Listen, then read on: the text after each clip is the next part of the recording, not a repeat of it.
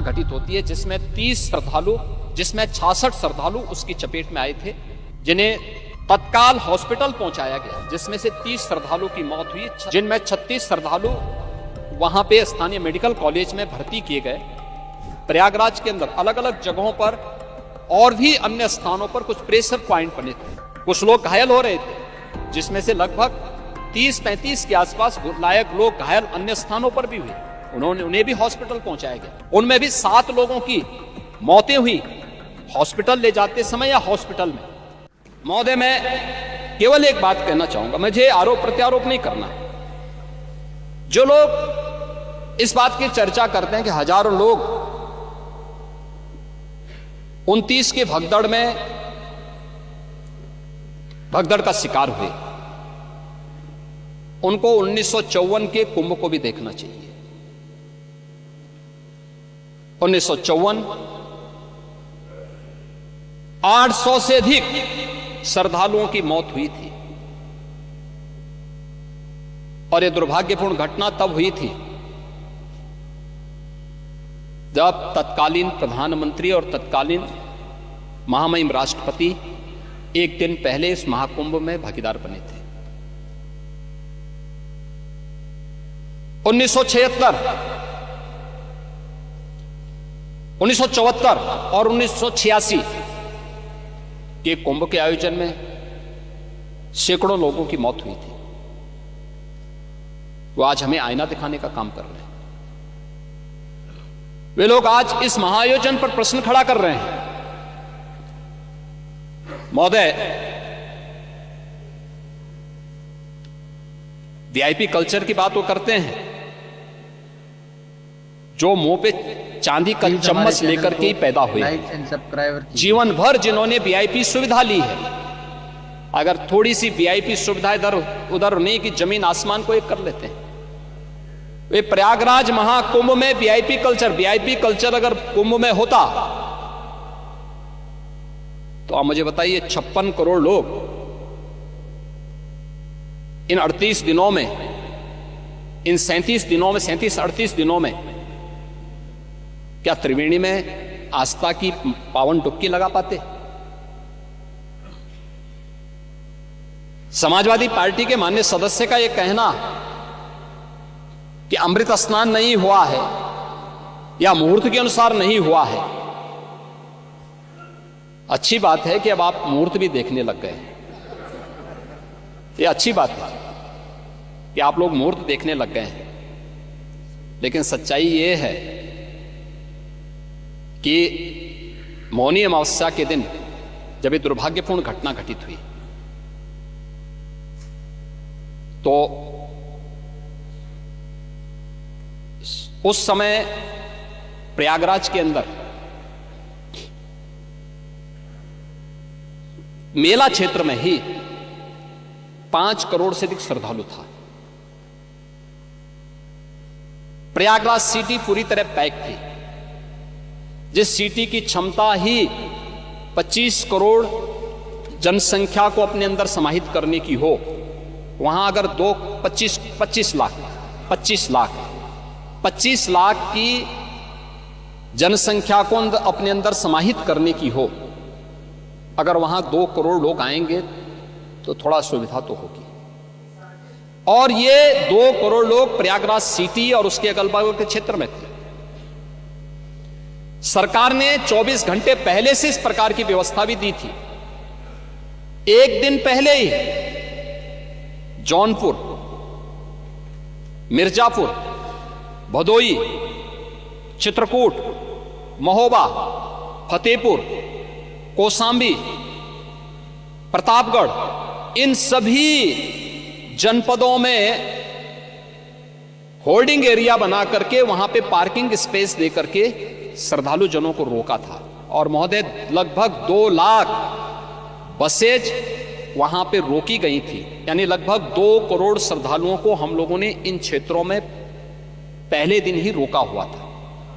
और मैं धन्यवाद दूंगा कि स्थानीय प्रशासन ने भी और स्थानीय जनता ने भी, उत्तर प्रदेश वासियों ने आतिथ्य सेवा का उत्कृष्ट उदाहरण प्रस्तुत किया। इन जनपदों में लगातार 24 घंटे तक यानी एक दिन पहले 28 जनवरी को 5 करोड़ श्रद्धालुओं ने वहां स्नान किया महाकुंभ में, और भीड़ के उस प्रेशर को हम देख रहे थे। एक एक क्षण पूरा प्रशासन, पूरा शासन इसमें लगा रहा, एक एक क्षण लगा रहा। एक स्पेस की अपनी सीमा होती है, धरती की अपनी सीमा है, वो असीमित नहीं है। आरोप प्रत्यारोप लग सकते हैं, और इसीलिए 28 तारीख को, 28 जनवरी की सायकाल को ही हम लोगों ने इन जनपदों में होर्डिंग एरिया बना करके उन्हें रोकने का कार्य किया था कि आप यहां पे रुकेंगे। और मैं अभिनंदन करूंगा उन सभी श्रद्धालुजनों का, उन पूज्य संतों का, जिन्होंने उसमें प्रशासन और शासन की व्यवस्था में भरपूर सहयोग किया। 24 घंटे वे सभी श्रद्धालु वहां रुके रहे और किसी ने भी उतावलापन नहीं दिखाया। बहुत शांतिपूर्ण तरीके से वे लोग वहां रहे। 29 की रात्रि में दुर्भाग्यपूर्ण घटना घटित होती है, और 1:10 से लेकर 1:30 बजे के बीच में घटना घटित होती है, जब संगम नोच के पास अचानक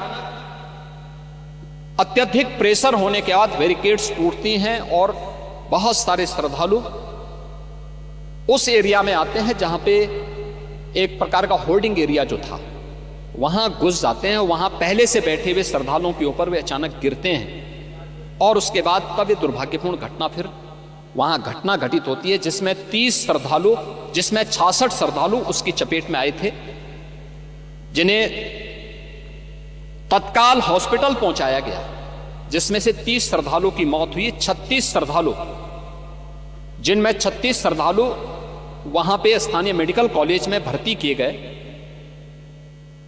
30 में से 29 की पहचान हुई। उनके परिवारजनों ने बकायदा, क्योंकि कोई इस आयोजन के साथ जुड़ता है तो एक परंपरा होती है, लोगों की अपनी आस्था होती है, वो लोग ये मानते हैं, वो कहते हैं साहब पोस्टमार्टम मत करिए, घटना घटित हो गई है, हमारे साथ केवल एक हम पंचनामा बनाना चाहते हैं। उनकी रजामंदी की, और ये जो भी कार्य हुआ है ये मजिस्ट्रेट के सामने, पुलिस के सामने, प्रशासन के सामने, परिवारजनों के सामने उनकी बॉडी को वे लोग लेके गए। एक की पहचान नहीं हो पाई, उनका डीएनए प्रिजर्व किया गया, उनका अंतिम संस्कार लोकल स्तर पर प्रशासन ने किया। 36 श्रद्धालु में से 35 को उनके परिजन लेके चले गए। एक श्रद्धालु अभी वहां पे उपचाराधीन है और स्थानीय मेडिकल कॉलेज में उनका उपचार चल रहा है। महोदय, ये घटना वहां की थी, लेकिन अक्सर होता है, भगदड़ होती है, अव्यवस्था फैलती है, भगदड़ की स्थिति पैदा होती है, लेकिन वहां पे तत्काल पुलिस ने भी और उसके लिए लगाई गई एजेंसियां भी, उन्होंने जब रेस्क्यू प्रारंभ किया तो ग्रीन कॉरिडोर बनाने में श्रद्धालु जनों ने ही उसमें मदद की थी, और श्रद्धालु जनों ने मदद करके ग्रीन कॉरिडोर बना करके एम्बुलेंस को वहां पहुंचाने और पहुंचाने के साथ साथ उनको हॉस्पिटल पहुंचाने में अपना योगदान भी दिया। हॉस्पिटल से फिर मेडिकल कॉलेज ले जाने में योगदान दिया, जिसमें यह दुर्भाग्यपूर्ण घटना घटित हुई। हम उस जन दबाव को देखें जो समय वहां रहा होगा। 5 करोड़ की आबादी में, 5 करोड़ की भीड़ के बीच रेस्क्यू करना, उन्हें ले जाना, और इस प्रकार के अलग अलग क्षेत्रों में भी दिन भर दबाव बनते रहे, क्योंकि कुछ लोगों को वहां से निकालना, कुछ लोगों को फिर नए लोगों को वहां लाने की व्यवस्था करना, और इस व्यवस्था में अलग अलग स्थानों, फिर प्रयागराज के अंदर अलग अलग जगहों पर और भी अन्य स्थानों पर कुछ प्रेशर पॉइंट बने थे। कुछ लोग घायल हो रहे थे, जिसमें से लगभग 30-35 के आसपास लायक लोग घायल अन्य स्थानों पर भी हुए, उन्हें भी हॉस्पिटल पहुंचाया गया। उनमें भी 7 लोगों की मौतें हुई हॉस्पिटल ले जाते समय या हॉस्पिटल में। लेकिन ये घटना इस रूप में नहीं प्रदर्शित होनी चाहिए कि अलीगढ़ की घटना को भी हम प्रयागराज महाकुंभ के साथ जोड़ें, झारखंड की घटना को भी इसके साथ जोड़ें, नेपाल की घटना को भी इसके साथ जोड़ें, या अभी 4 दिन पहले प्रयागराज में ही एक ट्रोला और एक बेलोरो के बीच में मुठभेड़ होती है और उसमें 10 श्रद्धालुओं की दुर्भाग्यपूर्ण मौत होती है। प्रयागराज कुंभ में आ रहे थे, उस दौरान एक आमने सामने की भिड़ंत में वह दुर्भाग्यपूर्ण घटना घटित होती है। सड़क दुर्घटना हमारे लिए एक चिंता का विषय है, और मैं लगातार इस सदन को मैंने पिछली बार भी कहा था कि यह हमारे लिए चिंता का विषय है कि हर वर्ष हम लोग 20 से 25 हजार लोगों को खोते हैं सड़क दुर्घटना में, केवल उत्तर प्रदेश के अंदर खो रहे हैं। ये 20 से 25 हजार की जो लोग, हर इसमें से लगभग 55 से 60% जो आबादी है, जो मृतक हैं, ये सभी 18 से 40 के बीच की उम्र के लोग हैं, नौजवान हैं। ये समाज की क्षति है, लेकिन उसके लिए जागरूकता के कार्यक्रम। हम लोग हेलमेट लगाने के लिए कहते हैं, लोग हेलमेट नहीं लगाते। हम लोग कहते हैं भाई आप फ्रंट सीट में बैठ रहे हैं, सीट बेल्ट लगाइए, नहीं लगाते। बहुत सारे वीआईपी भी नहीं लगाते। बहुत सारे जनप्रतिनिधि भी इसमें लड़ने लगते हैं। अगर कहीं पे इन्फोर्समेंट की कार्रवाई होती है तो उस समय वो लड़ने लगते हैं, कहते हैं साहब हमें कैसे आपने वो कर दिया, हमें कैसे छेड़ दिया। अब ये व्यवस्थाएं तो बनाई गई हैं, लेकिन इनको भी महाकुंभ के आयोजन के साथ जोड़ना, मुझे लगता है ये महाकुंभ के साथ न्याय नहीं। प्लीज़ हमारे चैनल को लाइक एंड सब्सक्राइब कीजिए।